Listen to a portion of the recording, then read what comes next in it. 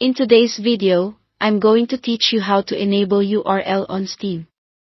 If you've ever tried to share your Steam profile or a game page and couldn't find a link, this quick setting will make that effortless by showing a URL bar right inside the Steam client. Start by opening the Steam application on your computer and signing into your account. Once you're in, look to the very top left of the Steam window and click on the Steam menu. From there, choose Settings to open the main settings window. This is where Steam keeps most of its appearance and behavior options. In the settings window, look along the left side for the section called Interface and click it. Inside Interface, you'll see an option labeled Display Steam URL Address Bar when available. This option is typically turned off by default, which is why you might not see a link bar right now. Go ahead and check that box. The moment you do, Steam applies the change automatically. There's no separate save button to press. Now close the settings window.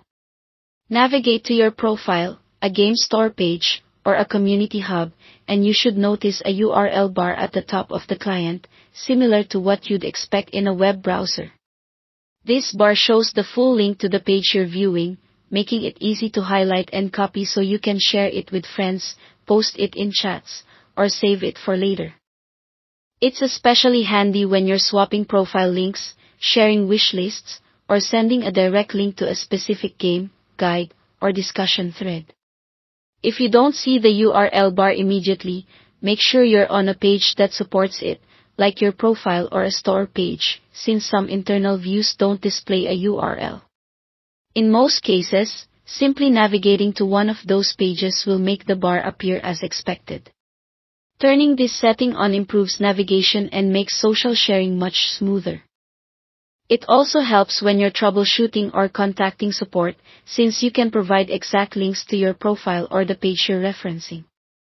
And because the change is instantaneous, you can toggle it on and keep moving without disrupting your session. That's all there is to it. Thanks for watching.